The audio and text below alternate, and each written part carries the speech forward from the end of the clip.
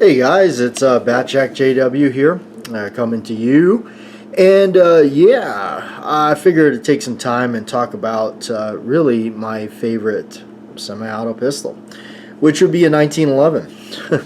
You're looking at the this one here is the Colt Ace, Service Ace. Never had one of these things, so I had ended up picking up this some time ago, and I always thought it was kind of neat because I always heard about them and that weird floating chamber thing that they got going on, and it's kind of unique. Of course, I changed out the grips, and I got those those cheesy Cobra grips from the movie Cobra. Sylvester Stallone, and God bless the 80s. I guess if you didn't grow up with that stuff, you probably don't care. But that's, for me, that's kind of just how it is for me. I just love the old school nostalgia of things. I'm an old soul. I love tinkering around with the old stuff. Don't care about the oh well, for defense it's not good, or this or that, or it's not tactical enough. It's just not me. I really don't care. This is neat because it looks a lot like the Gold Cup. This is another Colt that I got. This is Series 70 Mark IV Gold Cup National Match, I guess, or I guess they back in when they first kind of came out with these, they were called the National Match, and then they went to the Gold Cup and all that. So if you get the pre-Series 70s of these things, they're worth a fortune. So that's kind of how it looks and everything, with the beautiful grips. My favorite type of grips. I love the full checkered walnut grips, and of course, if you're like me and you love Colt, you got to have their logo and everything. I also got the standard government model. That's another Mark IV Series 70. The Series 70 does have like a cult following, if you would. They really do. They just there's something about them that everybody just loves. This one here is an older one. I think this one's a 1975 model. From what I understand, I think I could be totally wrong, but this is the large lettering stamped on it. These things are really cool. These are just awesome to me. Every time I see these around, I just kind of gravitate towards them. Then Colt's got a new one out. This one here is this is my daily use blaster. I do use it at work and all that kind of stuff, so I qualify with it. This one's just a real simple. This is a pre-Series 70 roll mark that they put on them.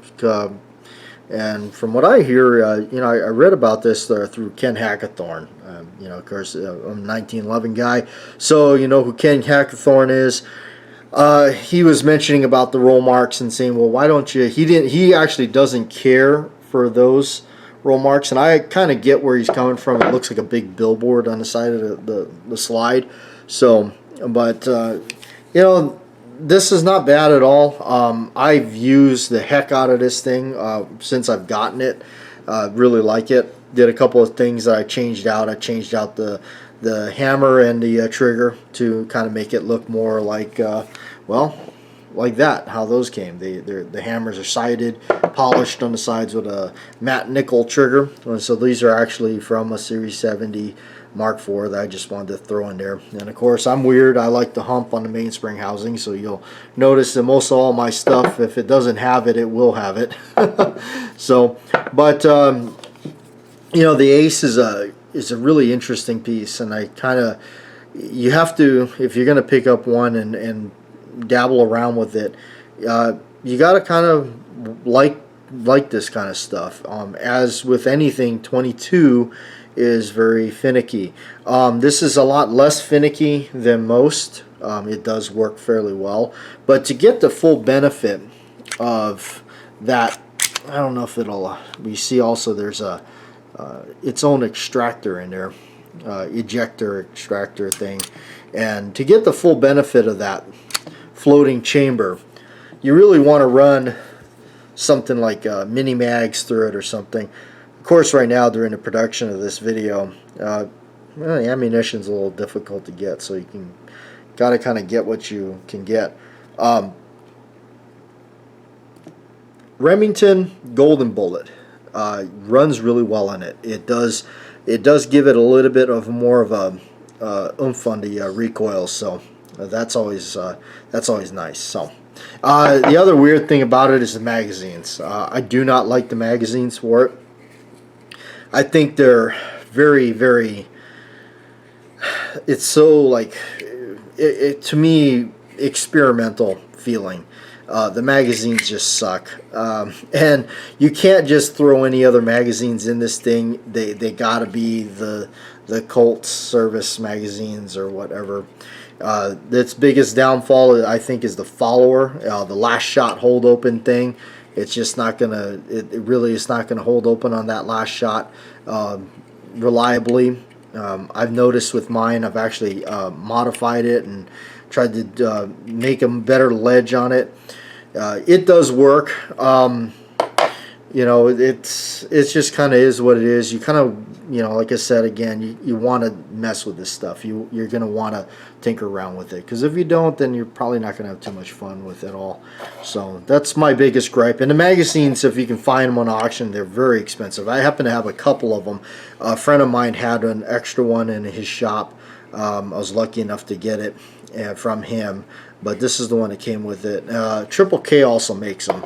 But even those are still going to run you like 80, 90 bucks, even on eBay and whatnot. So I've yet to try one of those. I may just do that, because it's one of the things I like to tinker around with. So for those of you that hung out throughout this boring 7-minute video, as my good buddy Mr. Holster would say, that is 7 minutes you will never ever get back in your life. This is something I built in a sense, and I use that word kind of loosely, built. So what is it? It's a 22, but what the thing about it is, of course you can't tell in the video, it's an aluminum frame and the Kimber top end. Yeah, I got this from a friend of mine. The Kimber top end is also aluminum. It's a buddy of mine had built one of these. I seen one of these. He had one, and I just became kind of like obsessed with wanting one. So with an aluminum frame in this top end, this thing is extremely lightweight. It's like picking up nothing. I mean, when you grab one of these, you know, standard 45s, it's just it's got some weight to it. But this thing is like next to nothing. So I kind of put this thing together with random parts. It really is random parts, but the frame is a Para Ordnance, or Para, what does it say here? The Para USA aluminum frame. I picked that up, and so it's kind of right now put together with some, like I said, just kind of a random mix of parts. Slide stop is an old military, probably off of a World War II gun. The trigger is the same thing. It's off of a World War II gun. Just some extra parts I had laying in bins. The hammer and stuff like that I had to actually rob from another pistol and put it together. The grips I made, they're just reproductions that I make of the old Colt wood grips, as they call them. So, and the reason it does have a flat mainspring housing, by the way, is because that's actually a polymer mainspring housing, because that does reduce a lot of weight as well. So, but yeah, it's kind of a neat thing. It does pop on you pretty good, being it all lightweight and everything. But you know, it's going to be kind of picky with ammo. Again, it's going to want something like mini mags or something like that if you can get them. I have found, honestly, I just take an oiler with me. This is just an oiler with a little needle nose, and it's got some ballistol in it. And I actually just drop a little bit of oil on the in the chamber every so often, and it keeps running, and and I'm able to get it to kind of shoot and run through some of that bulk box ammo that you get, you know, the 333 pack or the 555 pack or whatever. So in a pinch, it will do it. I've been having a lot of fun with it. Of course, I kind of did the two-tone look on it. I painted the frame kind of a dark gray, almost a slate color. So, just kind of wanted to tinker around with it. But anyway, hope you enjoyed the little chat hanging out here at with BATJAC J W. Like, share, and subscribe, and we'll see you next time.